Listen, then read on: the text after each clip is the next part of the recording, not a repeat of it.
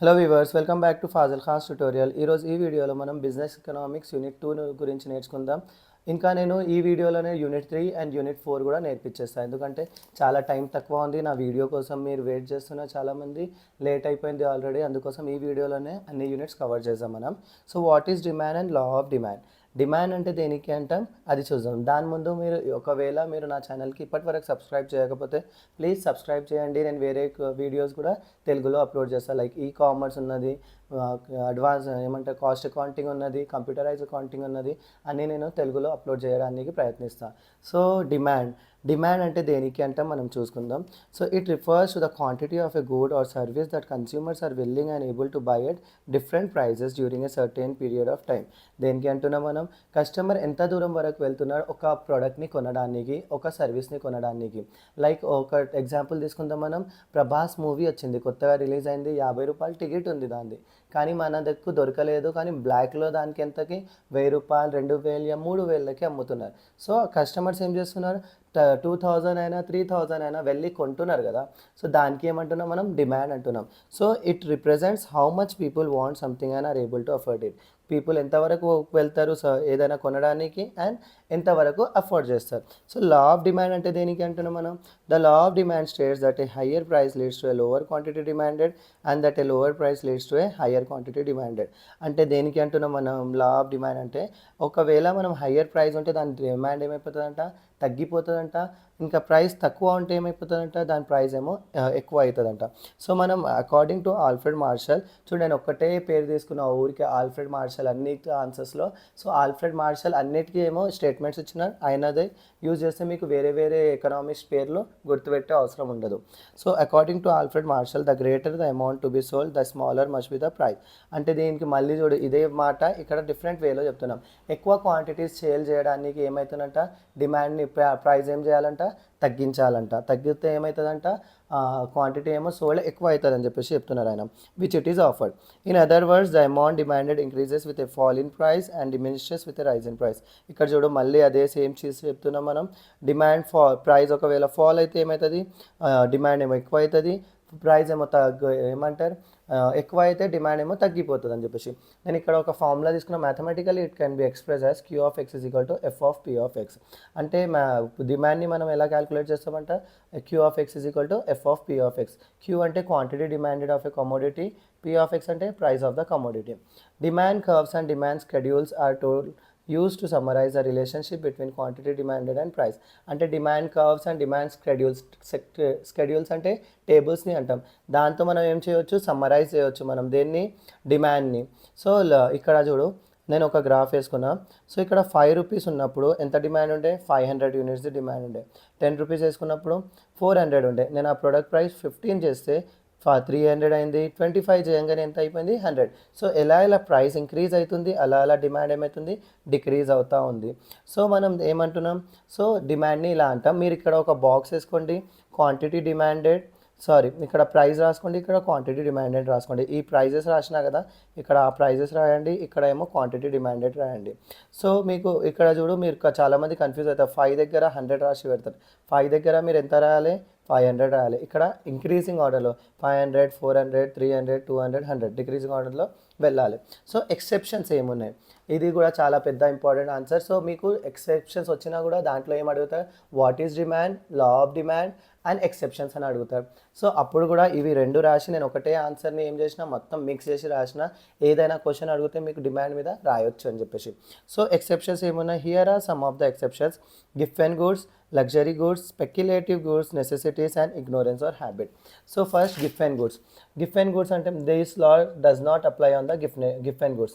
ఈ law of demand అనేది gift అండ్ గూడ్స్ మీద అప్లై అవ్వదు. నేను ముందుకు వెళ్ళిన తర్వాత గిఫ్ట్ అండ్ గూడ్స్ అంటే దేనికి అంటే చెప్తా. So sir Robert Giffen, a famous economist, came across a rather surprising scenario which was against the law. Sir ఇక్కడ రాబర్ట్ గిఫన్ అంటే ఒక ఫేమస్ ఎకనామిస్ట్ ఉన్నారు. ఆయన ఏంటంట, ఒక సర్ప్రైజింగ్ సినారియో వచ్చిన ఆయన ముందర, అది అగేన్స్ట్ ద లా ఉండే. అంటే లాని ఏమంటారు, లాతో నడుస్తలేకుండేది. So he found that the British employers started to purchase higher quantity of bread even if the price of the bread is rice. అంటే బ్రిటిష్ ఎంప్లాయర్స్ ఏం చేసినారంట, బ్రెడ్‌ని ఏమో పర్చేజ్ ఎక్కువ ప్రైస్ ఉంటే కూడా క్వాంటిటీ పర్చేజ్ ఏమో ఎక్కువ అయిందంట. సో, మన లా ఆఫ్ డిమాండ్ ఏమంటుంది, మన ప్రైస్ ఎక్కువ అయితే డిమాండ్ ఏమైపోతది, తగ్గిపోతది. కానీ ఇక్కడ ఏమైంది, ఉల్టా అయింది కదా. సో, ఈ గిఫ్ట్ గూడ్స్‌ది ఈ లా మీద అప్లై అవ్వదని చెప్పేసి చెప్తున్నాం. So, he conclude that basic or low quality goods like bread or rice that people buy more often the price rises because they can't afford other foods. So, basic goods అంటే basic or low quality గూడ్స్‌ని మనం ఏమంటాం, గిఫ్ట్ అండ్ goods అంటాం. దాని మీద ఏమవుతుందంట, లా ఆఫ్ డిమాండ్ వర్క్ అవ్వదంట. సో, బేసిక్ గూడ్స్ అంటే రైస్ ఉండొచ్చు మనది, బయట ఏముంటుంది, ఫారినర్స్కి బ్రెడ్ ఉంటుంది. సో, ఈ 2 బేసిక్ గూడ్స్ ఉన్నాయి. దాని మీద ప్రైస్ ఎక్కువ అయితే కూడా మనుషులు కొంటారు, ఎందుకంటే వాళ్ళకి తినడానికి ఏమైనా కావాలి కదా, సర్వైవ్ అవ్వడానికి. దానికోసం ఇది గిఫ్ట్ అండ్ గూడ్స్ మీద లా ఆఫ్ డిమాండ్ నడవదు. నెక్స్ట్ ఏముంది, luxury goods. Expensive items like, ఇక్కడ లగ్జరీ గూడ్స్ కూడా అనొచ్చు, ప్రెస్టీజియస్ గూడ్స్ అని చెప్పేసి మీ బుక్స్లో ఉంటాయి. Expensive items like branded bags or jewellery or sometimes what more as their prices rise because they symbolizes status and wealth.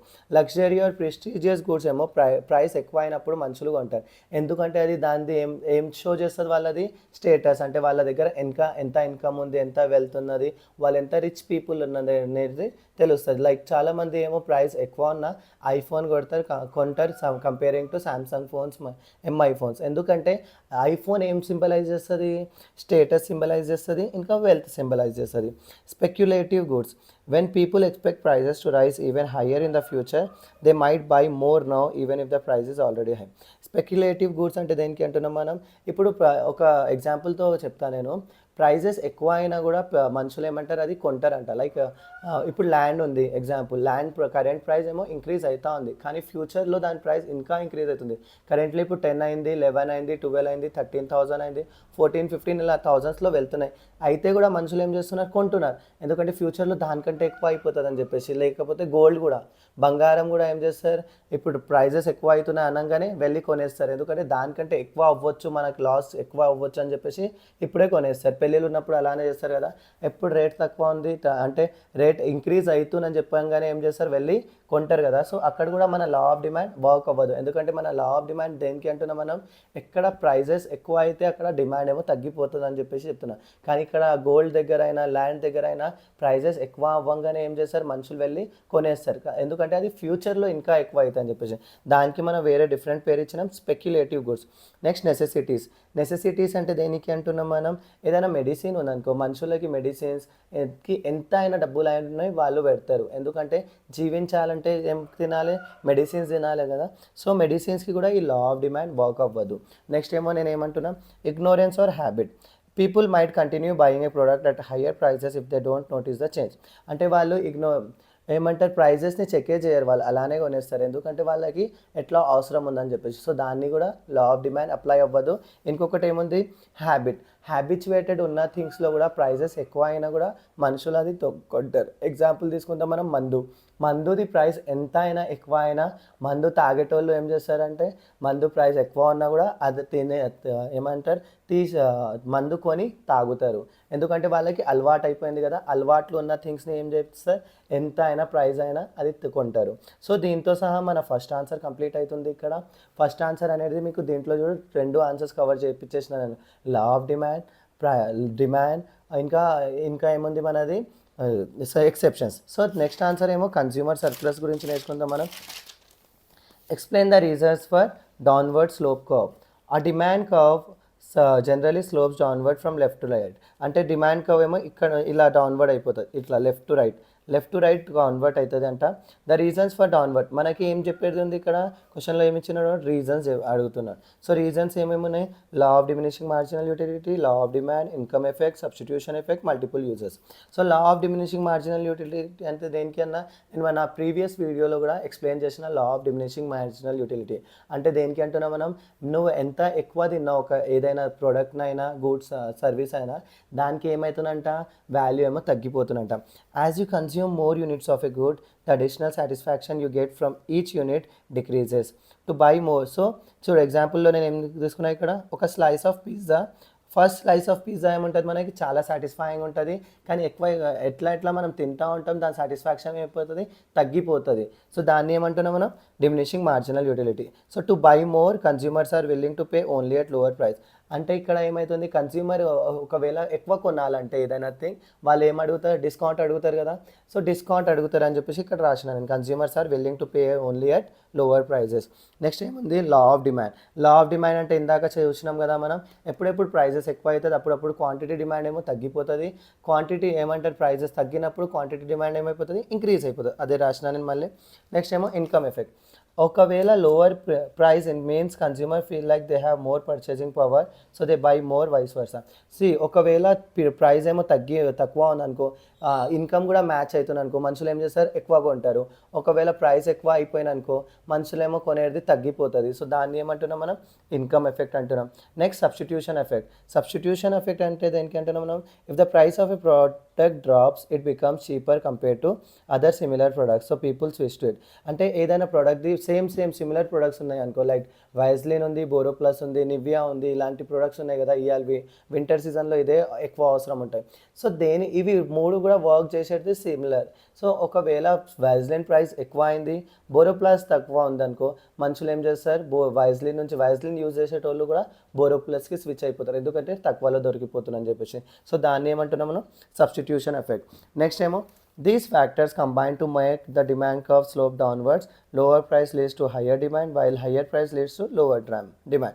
ఇక్కడ నేను మల్టిపుల్ యూజర్స్ అని చెప్పేసి రాసిన, ఇది తీసేసేయండి ఎందుకంటే దీంట్లో ఎన్ని వస్తాయి మీకు, డిమాండ్ గురించి అడుగుతారు, లా ఆఫ్ డిమాండ్ గురించి అడుగుతారు, మళ్ళీ దాని ఎక్సెప్షన్స్ రాయమంటారు, ఇంకా డౌన్వర్డ్ స్లోప్ కర్వ్ ఎందుకు ఉందని చెప్పేసి రాయమంటాడు. సో అక్కడనే చాలా పెద్దగా అయిపోతున్న ఆన్సర్, మళ్ళీ మీరు ఇది కూడా యాడ్ చేసినారనుకో ఇంకా పెద్దగా అయిపోతుంది. నేను ముందు రాసిన మళ్ళీ ఆలోచించిన చాలా పెద్ద అయిపోతుంది, మా పిల్లలకి చదవడానికి చాలా కష్టమవుతుంది. మీరు ఇంత రాసినా కూడా మీకు 12 మార్క్స్ కంపల్సరీ వస్తాయి. మళ్ళీ ఈ చాప్టర్ నుంచి నాకు ఇంకొక యూనిట్ క్వశ్చన్ ఉంది, అదేంటంటే price elasticity of a demand. Price elasticity of demand and it's types. మీకు ఒకవేళ నోట్స్ కూడా అవసరం ఉన్నాయంటే నేను నోట్స్ కూడా టెలిగ్రామ్లో అప్లోడ్ చేస్తున్నా, మీరు నా టెలిగ్రామ్ లింక్ నేను బయోలో ఇస్తా, అక్కడ నుంచి జాయిన్ అవ్వండి. లేకపోతే ఈ వీడియోలో కూడా నేను నా టెలిగ్రామ్ లింక్ పెడతా, అక్కడ నుంచి నోట్స్ తీసుకోవచ్చు మీరు. It is defined as the ratio of proportion change in the quantity demanded of a commodity to proportionate change in its price. చూడు, కమోడిటీ అంటే ఇప్పుడు చాలామందికి తెలియకుండా ఉండొచ్చు, కమోడిటీ అంటే ఒక యూనిట్ ఆర్ ప్రోడక్ట్ని అంటాం మనం. సో ప్రపోర్షనేట్ చేంజ్ అంటే ఇలాస్టిసిటీ అంటే మనం ఎంత లాగొచ్చు, దాన్నే ఎలాస్టిక్ అంటాం కదా.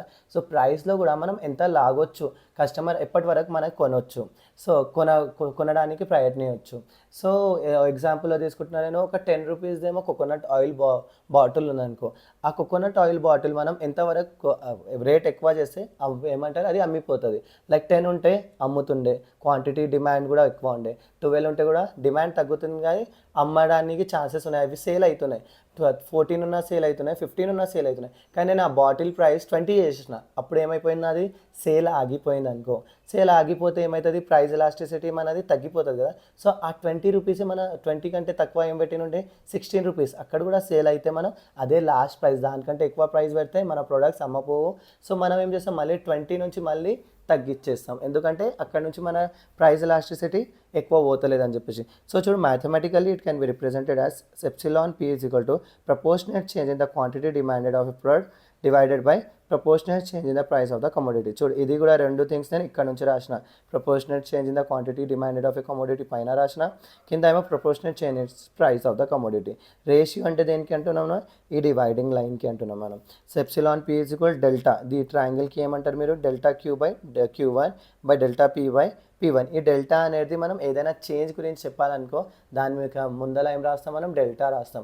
ఒకవేళ మన ఒక ఫ్రెండ్ ఉంది, విజయలక్ష్మి ఉంది, ఆమె బిహేవియర్ చేంజ్ చేసుకుంది అనుకో, సో ఆమె పేరు ముందర నేను డెల్టా రాసిన అనుకో, ఆమె బిహేవియర్ చేంజ్ అయిందని చెప్పేసి అర్థమవుతుంది, విజయలక్ష్మి చేంజ్ అయిందని చెప్పేసి. So where epsilon P is equal price elasticity of demand, delta Q is equal to proportional change in the quantity demanded, Q1 అంటే initial quantity demanded, delta P అంటే proportional change in its price, P1 అంటే initial price.